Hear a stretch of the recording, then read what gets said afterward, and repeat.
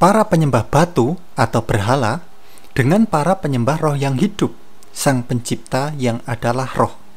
Bacaan kita kali ini kita akan membahas dari Injil Yohanes pasal keempat, mulai dari ayat yang ke-20. Sebelum kita lanjut videonya, untuk kawanku semuanya, selamat datang di pusat rohani damai Tuhan kita Yesus Kristus beserta kita semuanya. Jika ya hendaklah kamu katakan ya, jika tidak hendaklah kamu katakan tidak. Apa yang lebih daripada itu berasal dari si jahat. Nah, baik, langsung saja mari kita baca dari Injil Yohanes pasal keempat, mulai dari ayat yang ke-20.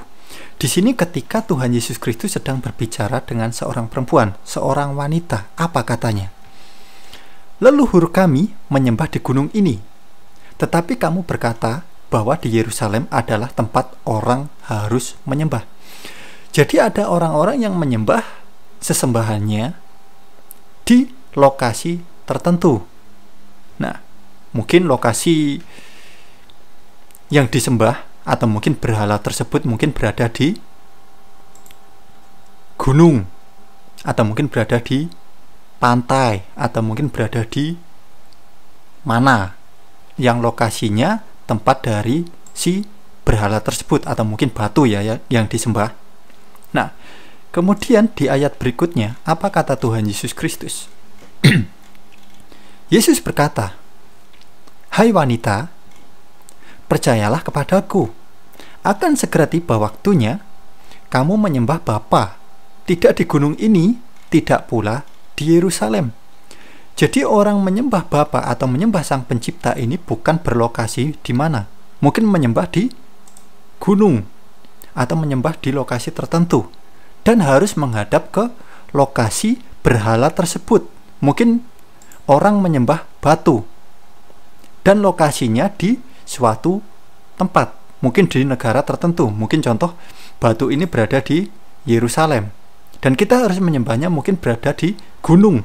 Kita menyembah di pantai, atau mungkin kita menyembah di lokasi tertentu dan menghadap ke berhala tersebut. Mungkin berhalanya berada di Yerusalem, mungkin batunya. Nah, jadi nggak seperti itu. Karena yang kita sembah adalah roh yang hidup, Sang Pencipta yang adalah roh. Jadi tidak berlokasi. Dan kita tidak harus menghadap ke lokasi berhala tersebut. Oke, paham ya? Nah, lanjut. Ayat ke-22. Kamu menyembah apa yang tidak kamu kenal. Kami menyembah apa yang kami kenal. Karena keselamatan berasal dari orang Yahudi. Nah, para penyembah-penyembah berhala, mereka tidak mengenali apa yang mereka sembah. Tetapi menurut mereka ini adalah sesembahan yang benar. Dengan alasan apapun. Padahal ini sangat keliru gitu loh. Paham ya? Nah, lanjut. Ayat ke-23. Namun akan segera tiba waktunya, dan itu adalah sekarang. Penyembah-penyembah yang benar akan menyembah Bapa dalam roh dan kebenaran.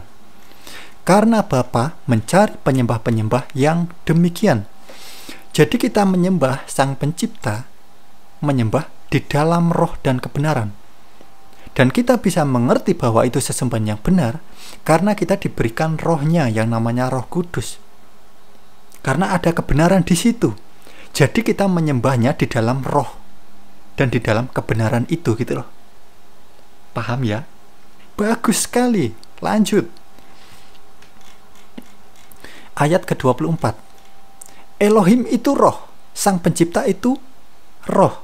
Nah, jadi sangat jelas bahwa Sang Pencipta atau Elohim ini adalah roh. Dan mereka yang menyembah Dia harus menyembah dalam roh dan kebenaran. Jadi kita menyembah Elohim atau Sang Pencipta ini menyembah di dalam roh dan kebenaran. Nah, kalau kita tidak menyembah di dalam roh dan kebenaran, kita nggak akan mengerti. Dan kita akan ya seperti para penyembah batu atau berhala ini gitu loh. Yang menurut mereka ini adalah sesuatu yang benar, padahal sangat keliru sekali. Nah, lanjut. Ayat ke-25. Wanita itu berkata, "Aku tahu bahwa Mesias yang disebut Kristus itu akan datang." Nah, Dan bila dia datang, dia akan memberitahukan segala sesuatu kepada kami. Nah, ini mulai mengerti. Kemudian, apa kata Tuhan Yesus Kristus?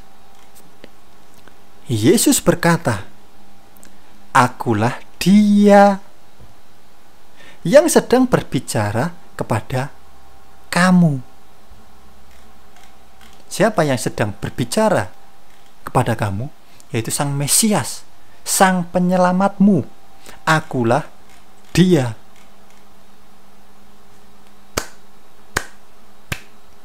Haleluya. Nah, jadi seperti itu teman-teman saudaraku semuanya. Di sini kita orang beriman, kita menyembah Bapa, Sang Pencipta, Tuhan kita, menyembah di dalam roh dan kebenaran. Bukan menyembah berhala yang berada di lokasi tertentu dan kita harus mengarah ke lokasi tertentu.